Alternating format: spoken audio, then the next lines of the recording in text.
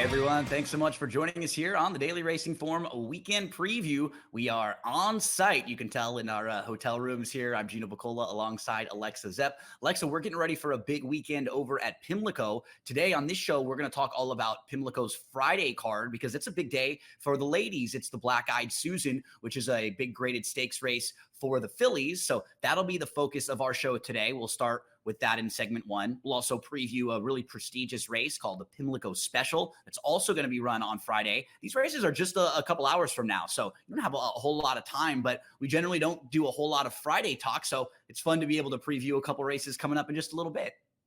Yeah, it is. It's such a big weekend. You know, the second jewel, the Triple Crown, is obviously tomorrow with the Preakness, but kind of like Oaks and Derby, there's two big days of racing here this weekend with Black-Eyed Susan and then Preakness Day. And there are some wagers that connect the Black-Eyed Susan on Friday with the Preakness on Saturday. We're going to play one of those wagers in our final segment, the Preakness Black-Eyed Susan Daily Double. For all of you this weekend, there is a ton of information that we have for you. And all you need to do is scan the QR code on your screen right there. It'll take you to the free Preakness wagering guide where you'll get individual analysis for all the horses in the Preakness. You get full card selections. You get a bunch of different handicappers and gamblers and expert horse racing analysts giving you all the information for the Preakness and for Preakness Day. So wealth of information, and it's totally free. But Alexa, we have a lot of ground to cover. We have to get through this field for the Grade 2 Black-Eyed Susan. So let's head on over and meet this group. We start things out with Liam in the Dust. This one is multiple graded stakes placed. Actually finished second, though, last time at Keeneland in a race on a sloppy track. So a positive.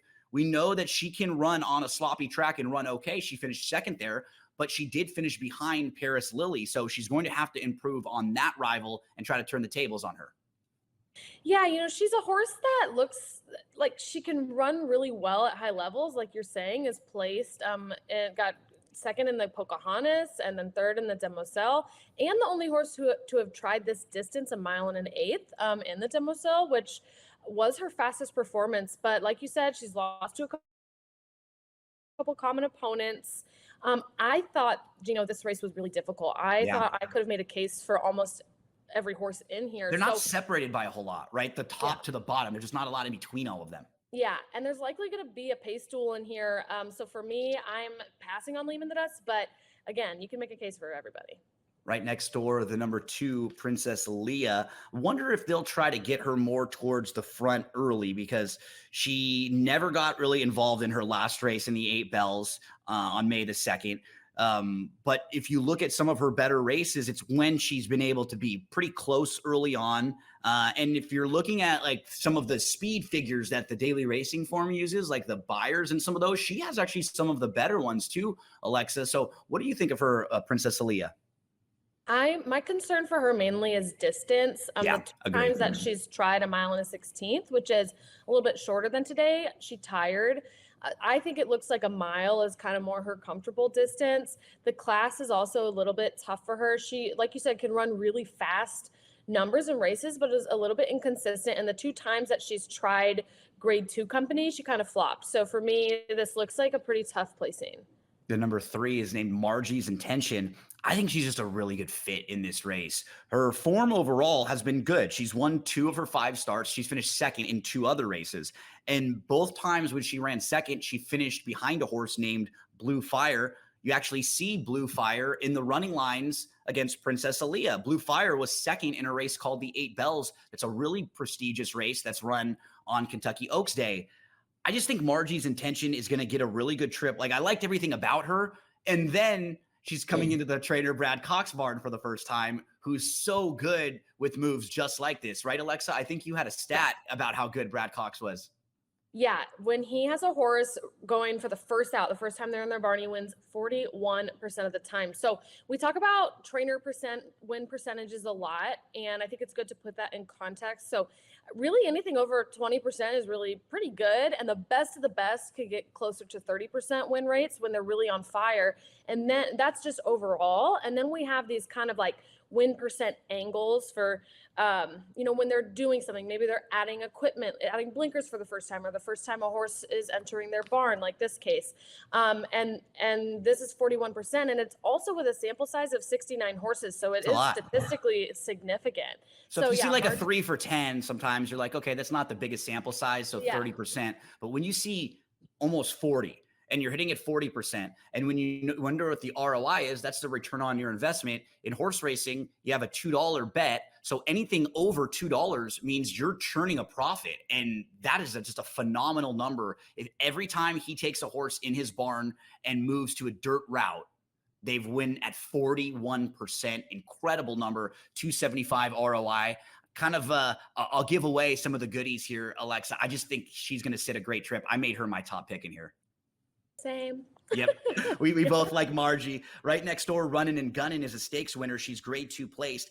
She was in a good race last time out in the fantasy, but she was well defeated in that race when she finished 3rd. So I don't know how well she really ran. I'm a little cold on her in this spot. What do you think about Runnin' and Gunnin'?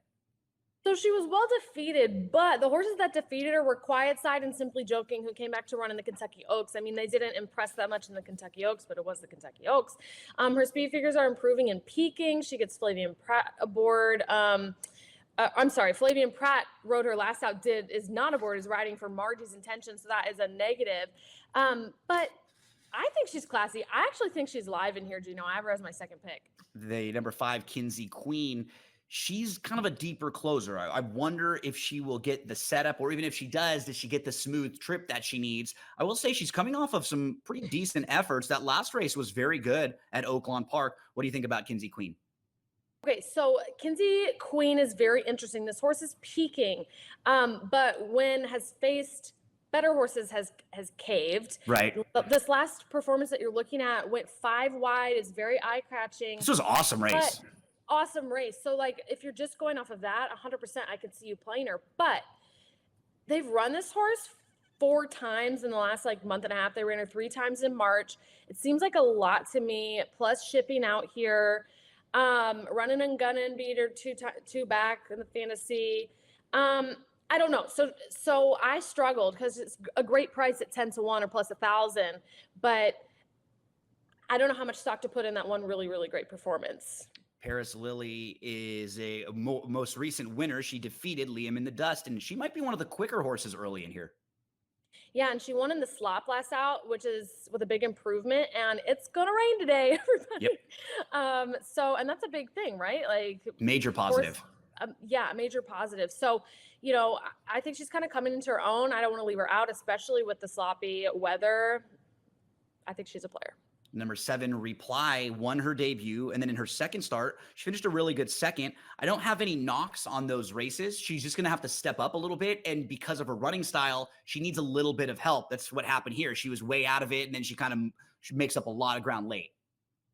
Yeah, she's a closer, which I think would be a plus in this field with the amount of speed in here, but then possibly a risk with the sloppy track. She might not like it. I don't think she's run on that surface before. She does have Brittany Russell's her trainer, is winning 30% of the time. She gets Irad Ortiz aboard. He's one of the best jockeys. This is a class test in a salty field, but I like her. Amarth ran really, really well in the Busher, going a mile. And then in the Ashland last time, she just faced a really tough group. I mean, if you look at the top 4 finishers in there, if any one of those horses were in this race, they'd be favored. Yeah, no, absolutely. That was a very tough race. I again, could make a case for any horse in here. I ended up leaving her out, but could definitely, I know you like her a lot. This is a tough race. Yeah, I have her in the second spot, and we round things out with Moon Cash, who came off of a 3rd place finish. She was behind Reply. I don't have many knocks on her overall, Alexa. I just like other horses in here more. Yeah, this is a local Maryland-bred horse who's run exclusively at Laurel Park. I really understand from an owner perspective putting her in here. She's probably eligible for some bonuses being a Maryland-bred. And even if she just places in a stakes like this, her value as a regional broodmare goes through the roof. So I think there's a lot of sense putting in her here, but I think it's a tough spot. We throw up selections as we go to the break for the Black-Eyed Susan. When we return, we're going to talk Pimlico Special, race number 12 today on Friday.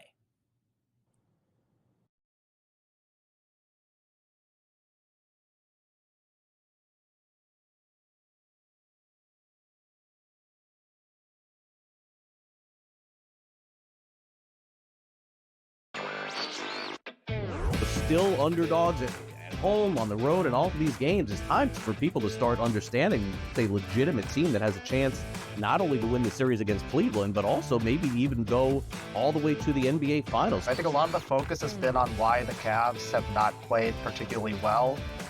A lot of that is due to injury, of course, but I think that's taking too much credit away from what the Pacers have done. Newswire. Only on SportsGrid.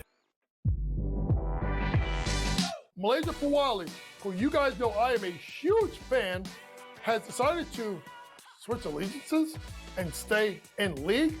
And now she's going to go play for Kim Mulkey. Her, Flau'jae Johnson in the backcourt. It's going to be interesting to watch. You wonder sometimes with roster construction, maybe too much is not too good. Betting above the rim.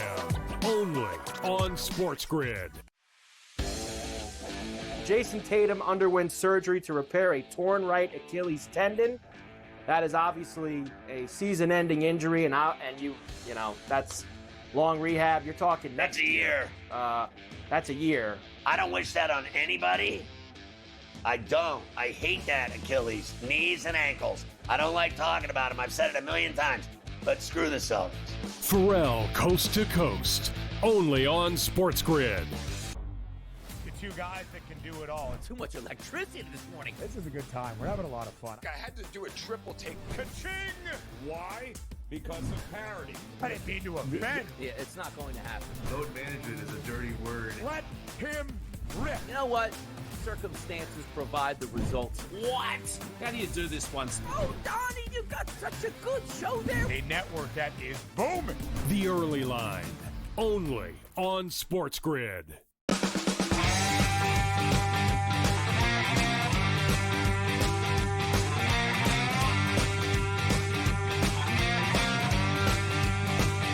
Welcome back to the Daily Racing Form Weekend Preview. We're going to go backwards a little bit from race 13 to race number 12 on Friday. Today, we're going to preview the Pimlico Special. And Alexa, this race was first run in 1937, and it was won by the Triple Crown winner of that year, War Admiral, who went on to be Horse of the Year. And I know a lot of people might know the name because they probably saw Seabiscuit, right? And that was his big rival in the movie there. So this has actually been one of the real prestigious races, and it's kind of gone up and down. A few years ago, it wasn't quite as quality, but in the last couple of years, we've had some really strong horses come back in it. One of them who won last year's race, Pyrenees, is actually in this race, but we heard, unfortunately, on Thursday, it looks like he's going to be scratched out of here. He was dealing with some small issues, so he won't be running.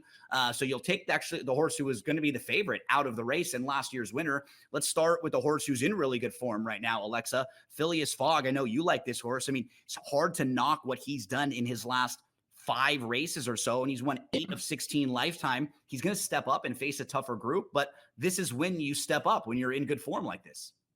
Yeah, I think he just really came into his element as a 4, now 5-year-old.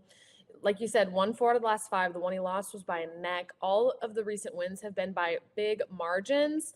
The most recent was slightly longer distance than today's, but he's one going shorter too. His time from US early pace figure is a 126. So the one whole position draw probably wasn't exactly what they were hoping for. But if he gets a clean break, he can definitely has the talent to wire the field. There is a lot of speed in this race, and they're all clumped on the inside. So it's going to be really contentious for that lead. But also, I believe won in the slop, right? Yep, has won a couple times on the wet track. And with the inside draw, he'll be going. He'll have to deal with a couple, though, like you pointed out. Maybe Encino, maybe Awesome Aaron, a couple other speed horses. Right next door is the 2 Catalia Strike, who comes off of back-to-back wins at Laurel. Another one, though, who's been facing softer company and is going to step up and face a lot tougher horses in here. Yeah, this is a local horse who's never run at Pimlico, but running in the local circuit his entire career. He's been in great form lately. Like you said, coming off a couple of wins. One of them was over a wet track, but it's quite a big step up in class. So I think you would need his lifetime best effort today. Encino had a really good year last year, and he won some prestigious races, including the Lexington.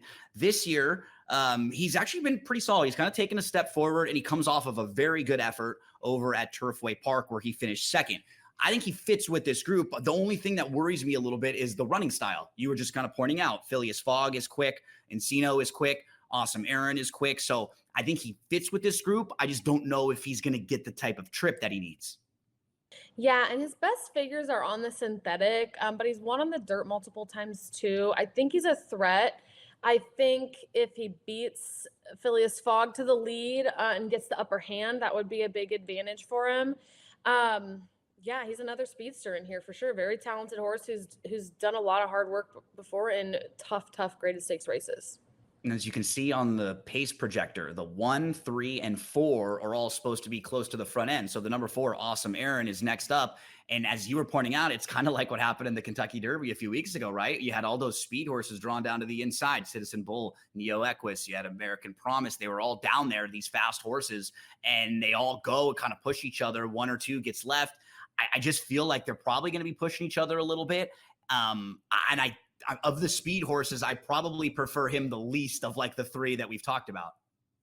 Same. It's been a long time since this horse has run in stakes company, but he ran such a big race last out. So I understand the placing, but I agree. Really tough just how the race drew with all these speedsters in here. And I think the distance might be a little bit longer than he really wants. Time for Trouble is on the opposite end of the spectrum, right? He's the number 5, and you see his chicklet way towards the back. So he's going to be one of the horses that's probably slow early, hopes they go fast, and tries to run them all down late. Do you give him a shot in here?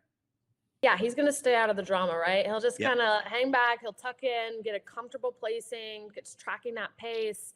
He's won close to 700,000 as an 8-year-old though. So it's been running for a long time. I really feel like if they had run this horse more at his level instead of constantly pushing him over his head in graded stakes, he probably could have had a lot higher earnings. I think this is too tough a spot for him. Just Steel is the next one. I thought his race at Churchill most recently, it actually really wasn't that bad in the Churchill Downs, going 7 furlongs against a really tough group. But now he'll stretch back out to a mile and 3/16. I just don't know what to do with him because he's kind of going now from a sprint back to long. I think they're just trying to figure out where he's best because he hasn't really been able to put it together like he did last year. Yeah, it was a really big deal last year, right? He ran in the Arkansas Derby, the Kentucky He was second. Derby, and the Preakness. So after the Preakness, they gave him 9 months off. He's run 4 times this year now without hitting the board. He's coming back on short rest too because he ran in the Grade 1 Churchill on Derby Day. I think he's a bit over his head. He's also run 5 times on a wet track and never won, so he might not like the weather either. I think the outside 3 horses all have a lot of chance in this race. Remember, the 7 Pyrenees will just kind of go over quickly because they're going to scratch him. But the 8 Star of Wonder comes off of a recent win. He's won 4 of 5. He's lightly raced. He is upside, and he's got a little versatility to him. I think he's shown that he can sit off the pace. We don't really know how good he is, though, because he's going to step up and face stakes company. But I think he could get a good trip with Pratt aboard for trainer Brad Cox. So that's going to be a horse who I'm looking towards. Alexa, what do you think about him? He's a little bit of a wild card. He's very talented, but I mentioned we got an 8-year-old in here, which is probably pretty old, but this is a 4-year-old. So he's running against older, really more seasoned players in here, but very talented. And if he handles the class, has every right to win. Red Route 1, the number 9, has earned over $2 million throughout his career. He's a multiple graded stakes winner. He's a horse who you know what you're going to get. He's going to drop back. He might be dead last like they have him on the chicklet, but if they go fast early, he will come and run them all down. So, I think he's one of those horses you probably want to use because of that. Yeah, and he's very familiar with Pimlico. He ran in the Preakness 2 years ago and then ran in this race last year. He ran 4th. Not bad, right? Exactly. Yeah. And has since won a couple of grade 3s. So, he has some really eye-catching performances recently. And like you said, he's going to get a fast pace to run at. I think it'll set up nicely. Rounding out the field is San Siro. It doesn't seem like distance is a problem for him. He's won at this trip. He may have to improve just a little, but I don't think he's completely overmatched in here coming off his runner-up effort. What'd you think about the 10? I think his speed figures are generally too low to compete with this field. Every now and then he pops up and runs a banger, but against this really salty field, I just would want to see that more as the rule than the exception. Before we move to the break, let's check selections. Alexa, 1983 for you. I'm going to be going with the 8, 9, 10, and 3 for my selection. So I'll put that one on top, but whoever you play, however you play them, we wish you the best of luck. It's double time when we return.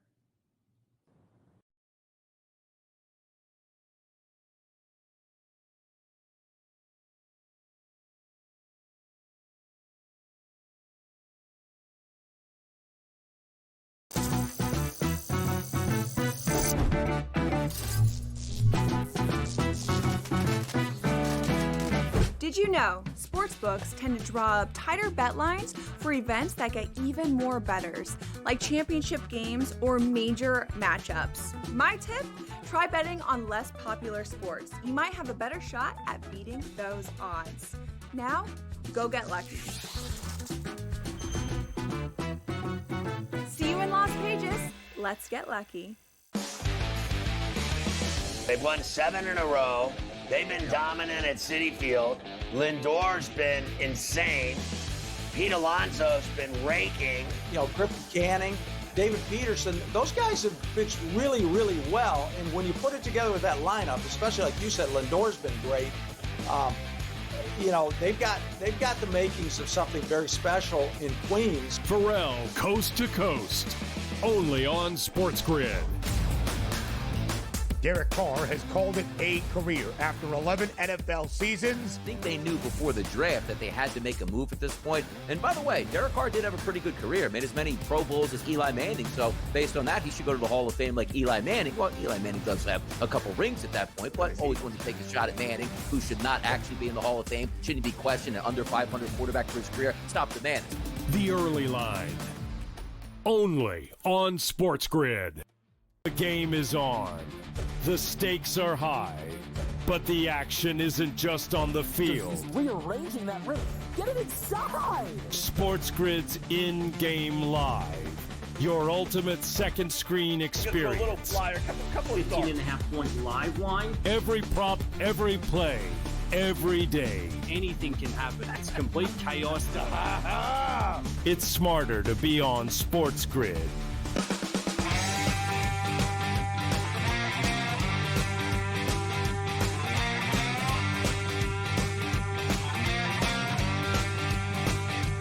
Saturday with the Preakness coming up, so you'll want to check out the wagering guide that we have for you. All you have to do is scan the QR code. It'll take you right to a bunch of information, horse by horse analysis for the Preakness, all sorts of stuff throughout the earlier card. You'll get selections and analysis from a bunch of your different daily racing form expert handicappers. So all the information you need, you want to take it all in and absorb it, be a sponge, and then you can make your decisions when it comes time for the wagers.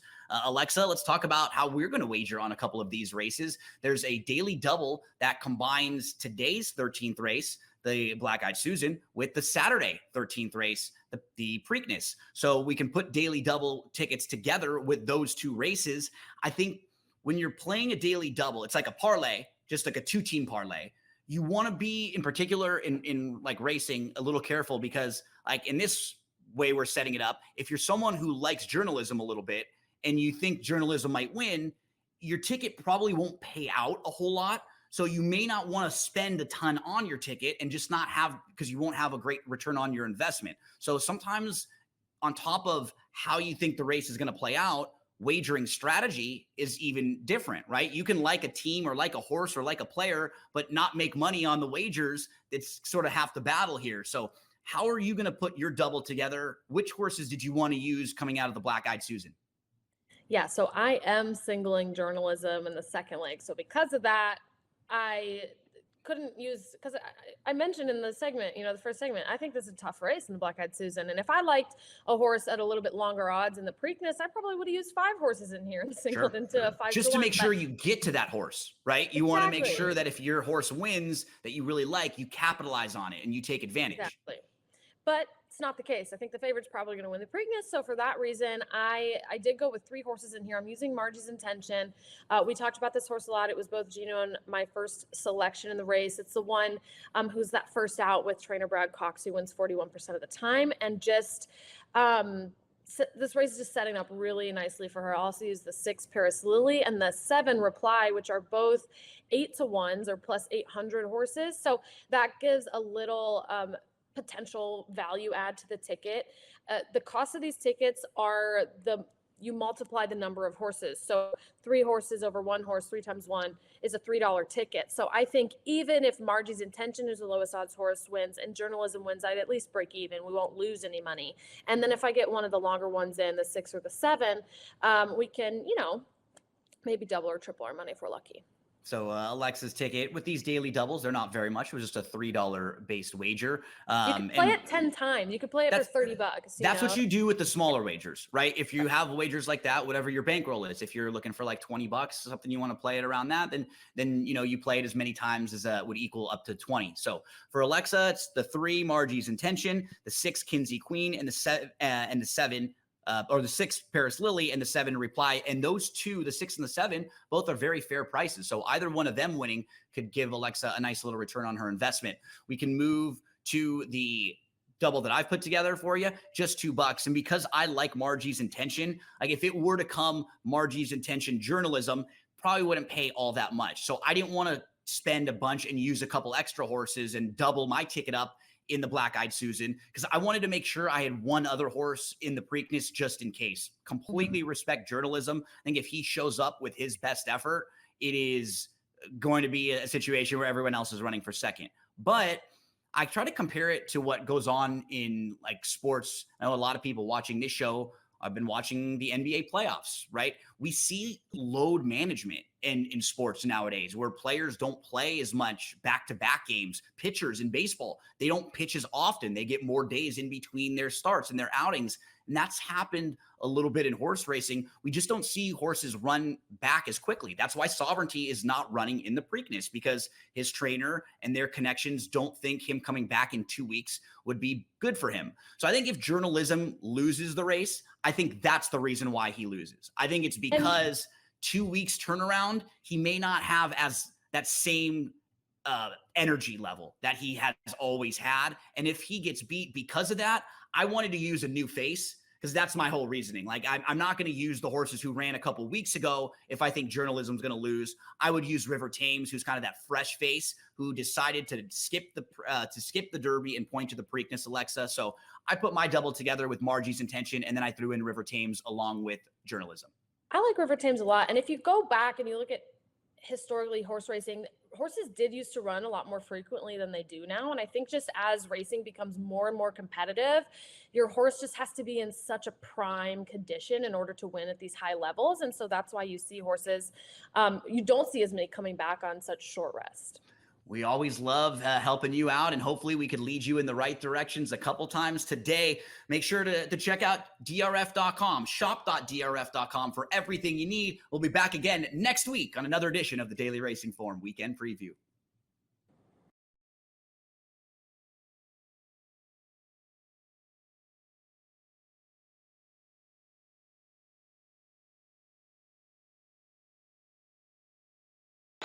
The Warriors' future was uncertain. Are they going to break it up? Steve Kerr coming back. They get Jimmy Butler, and they surge all the way through, and now they're through the first round. The Warriors have guys, because of how special their star 3 trio is, they can make the guys around them better. They can elevate the way that they play. And we saw that. Steph Curry, 3 points in the first half, steps up in the second half, 19 points in the second half to carry them home. Newswire. Only on SportsGrid. Malaysia Fawali, who you guys know I am a huge fan, has decided to switch allegiances and stay in league. And now she's going to go play for Kim Mulkey. Her, Flau'jae Johnson in the backcourt. It's going to be interesting to watch. You wonder sometimes with roster construction, maybe too much is not too good. Betting above the rim. Only on SportsGrid. I don't know what he was doing taking step-back threes at the end of that regulation when he's got bigs on him and he should be driving to the hole. It's already bad enough that I'm playing with all these NBA and D1 studs that are unstoppable, and I'm the worst one there, and I can still ball with them. But if I start calling fouls, they'll revoke my privileges. Like, I man up when I play with them. Pharrell Coast to Coast. Only on SportsGrid. The two guys that can do it all. Too much electricity this morning. This is a good time. We're having a lot of fun. I had to do a triple take. Ka-ching! Why? Because of parity. I didn't mean to offend. Yeah, it's not going to happen. Load management is a dirty word. Let him rip. You know what?